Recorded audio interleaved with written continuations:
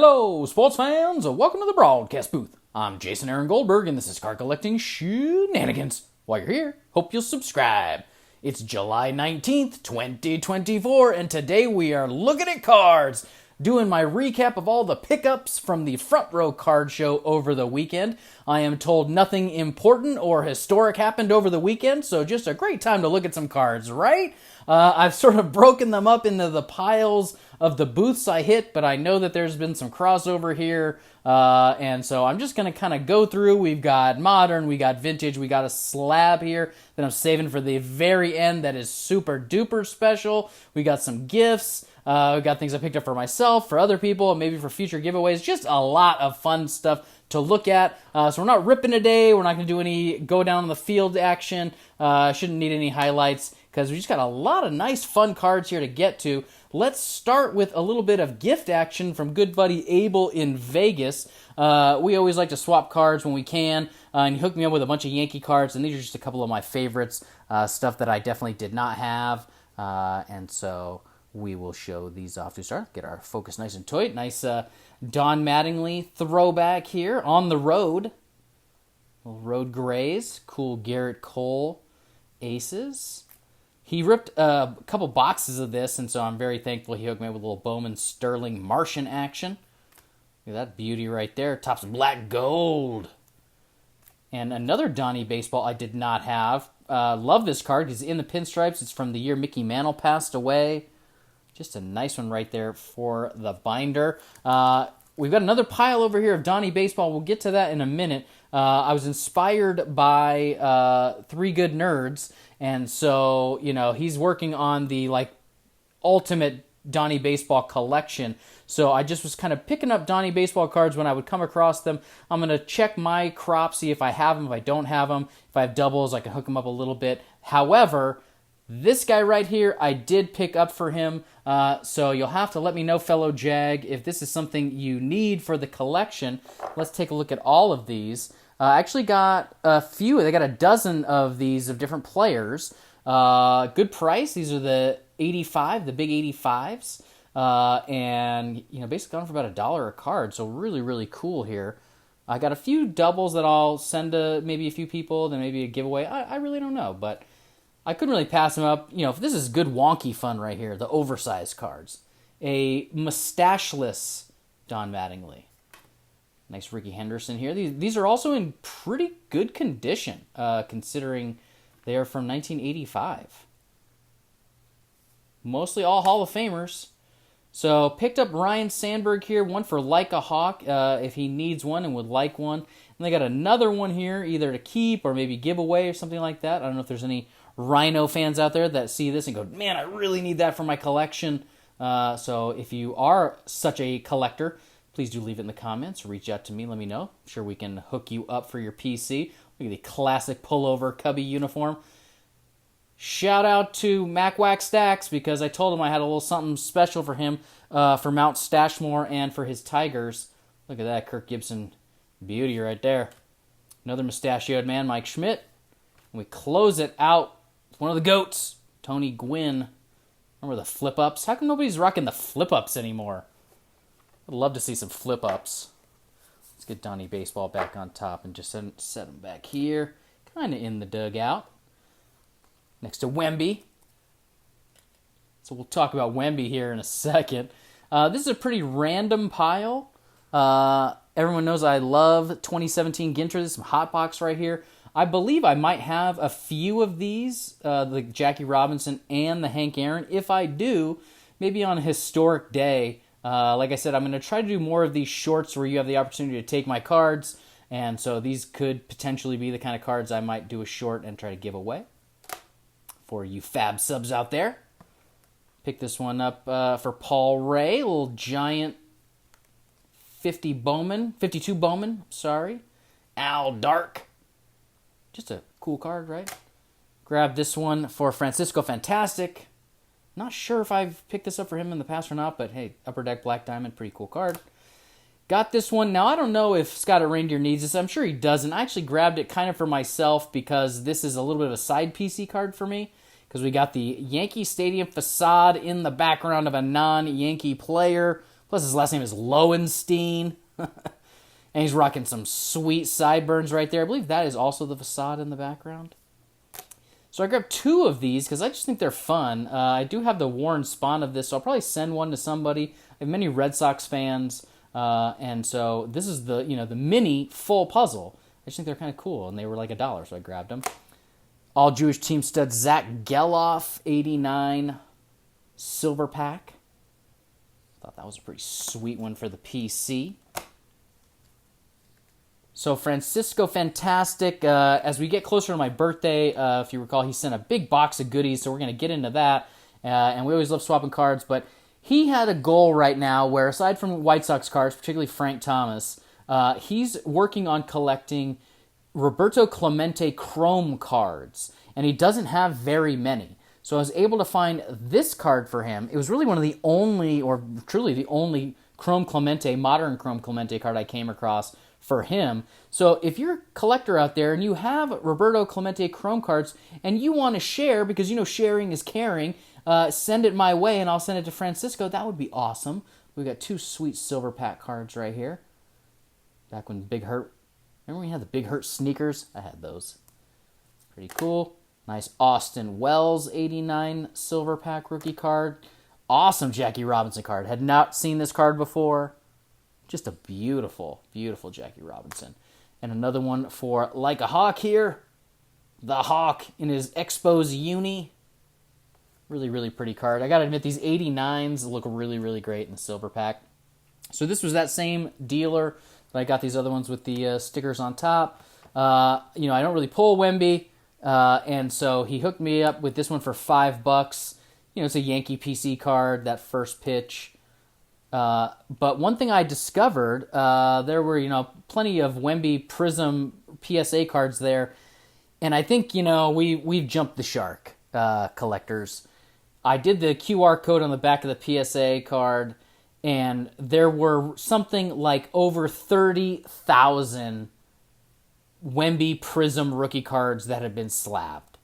30,000 just slabbed. How many are out there raw? This is the overproduction, the over-slabbing. This is crazy. And so we really need to, I think, ease off the gas pedal or something, because that's bonkers. But nice little Wemby card right there. I think it'll be fun to collect Wemby and keep chasing Wemby until he blows out a knee or something happens to him, which for big, long, lean guys like that tends to happen. Let's hope it doesn't, but usually it does. So this was a dealer I go to all the time. This was kind of near the end of the show for me. A couple golds right here. Nice binder fodder for the Yankee, the Aaron Judge binder. Little Volpe binder. He has been scuffling a bit lately, but we'll take it. Look at this beautiful mini Minoso that I got for $10. Probably even less because I think he cut me a little bit of a deal. Just a really, I want to say I thought I got this slabbed, but then maybe I was delusional, or maybe I picked up a different one, or had been eyeing it and just didn't get it. I can't remember, but I grabbed it, and I just think it's a beautiful, beautiful card. And I checked with Scott, and he already did have this one, but thought it was a nice throwback, a little vintage right here with Tito Francona, Terry's Papa, Tribe Thumpers. Sent Mini Minoso back here, Hall of Famer. Should have sent him back here with Aaron Judge. Maybe do it like that. So this right here, fun little stack as well. I had not seen this Yogi Berra Stadium Club card. I loved it. I can't remember, what did I pay for this? $3. I don't know if I actually paid $3 for it. For a base card, definitely, should be $1, but where is he? Is he some garage sale? Was this like end of his career where they roll stuff out that they've given you? You know how they do that sometimes? We got like a TV, lounge chair by the pool, tractor or something. I don't know what's going on. If anybody knows what is happening in this picture with Yogi, please do leave in the comments. Let me know. I'm very curious. But just a great, great Yogi card. That just says Yogi Berra, doesn't it? Not the last Yogi Berra we're going to see in this episode. Nice Jason Dominguez starts in the MLB. A little 89 Dominguez. That number 2, Derek Jeter. Number 2. Action stars Aaron Judge. And I couldn't remember if I had this or not, but it's the A and G back. And if anyone remembers, we actually did a little giveaway of the 2019 Ginter Babe Ruth card because it's an error. If you look at the back, his birth year is wrong. Just a fun kind of wonky Ginter error card. People snapped up all the Ruth cards from that. You'd corner the market on the Babe Ruth error card. Pretty fun. So before we get into this last stack, let's take a look at the Donnie baseballs. That we'll see how many make their way possibly to 3 Good Nerds. I probably will keep this one just because I love the look of it, and I definitely do not have it. I believe this is that. I have a couple. Oh no, this is Pinnacle.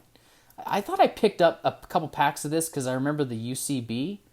So we'll look into that. But really, really cool card right there. A little Now and Then from Pinnacle. Those are really fun. Look at this beautiful card. Great gloves. Signature action. Leaf used to make some great stuff. Never seen this card before. Really, really cool card. That's the back. Got some emotion. Captain. Love the back, the reverse when you can see the number like that. Really, really cool. Definitely keeping this one because I don't have it. We love the wonky stuff, the serial cards, any of that stuff. So we got a post 1994 collection. No logos. I know he just got gifted a couple of these for his collection, so probably doesn't need that one. And then I have to check on this one if he has it or not. This is, I believe, Archives, if I recall. But just a cool Don Mattingly right there. All right. Last stack before the big dog. Very excited to show everybody this card. But look at this. Game used memorabilia, Derek Jeter relic from this year's flagship, young baby Jeter right here. But he wanted $8. He gave it to me for $5. I mean, you can't pass it up because Derek Jeter game used relics roughly run about $25 to $30. That's sort of like general base price. When I go to card shows, kind of doesn't matter the product. If it's just a Jeter relic, unless it's a sweet patch or something, it's about $25, $30. So for $5, I feel like I made $20 right there. Did not know that Mickey was in the All-Star inserts this year. I'm kind of glad they went back because they had re-upped Mantle with the estate, and then they stopped putting him in cards. He had like SPs in flagship a year or two ago, so nice to see him back. Nice Aaron Judge right there. Some Archives. Dominguez mini rookie card from Archives Minis for $3. Yes, please. Some of the only basketball I got. Little LeBron Monopoly. And as Gunner keeps blowing it up, I couldn't believe this one was only $1 because this is actually the SP rookie card of Gunner. And I want to say 2 of these, so maybe down the road, this could also find its way into one of those random take my cards shorts that I'm trying to always work on. Okay, let's get to the Kurgra, the big dog. Love this card. It's beautiful. Very excited to show it to you. All-time great. Yogi Berra, 1956 Topps in an SGC3, but it looks beautiful. I seem to get these at card shows in a 3-4. These like kind of vintage mid-50s that I love because they're all art. I mean, every single one of them is a painting. I think it's funny, too, because I don't know if he's safe or out. I feel like he's safe. Like, why would you pick that moment? But a beautiful card. He was the MVP in 55, so, kind of year after MVP. Really well-centered for the era. Clean surface, pretty much. I want to say there's like a tiny little vein, like you almost can't see it, but it's kind of running a little bit right there. Minimal. He had 2, both in SGC3, but I picked the one that I felt had more eye appeal. A little more light on it because it's just so beautiful. Here's the back. Again, strong colors, no fading. So he listed it 120. The other one he had was 110. It was off cut more. But I got it for $95. That was my big spend. I actually took a couple $100 down there, close to $300, thinking I might make some big purchases. I actually wound up only spending about $150 total. There were 450 booths. What was interesting was there was a lot of Pokemon. A lot of Pokemon. I mean, Out of 450 booths, I'd say 100 to 125 were all Pokemon. Other things that were random were like Lego, random kind of weird things. Comic books had a number of booths, but really Pokemon was, aside from sports cards, the dominant thing at the card show. And I saw a lot of people buying, trading, sorting Pokemon. It was just a very, very popular thing at the show. But aside from that, it was a pretty standard card show. A lot of the same dealers I see all the time who usually give me good deals. A couple new faces. I did ask a number of dealers at the show, with the National coming up so quickly, were they also going to go to the National? And all of them said they weren't. So I thought that was kind of interesting, but I felt like most of them were collector dealers, not like card shop dealers, and usually the National will be a lot of people that, have card shops or do online breaks and that kind of stuff. But yeah, the Front Row Card Show, Dan the Man does a good job. They grow all the time. He's got them in multiple states now. And so they're always a lot of fun to go and hunt cards and just look at new stuff. I posted the short. If you haven't seen that, go check that out. And then let me know what you thought. What did you think overall of my pickups here? How did I do?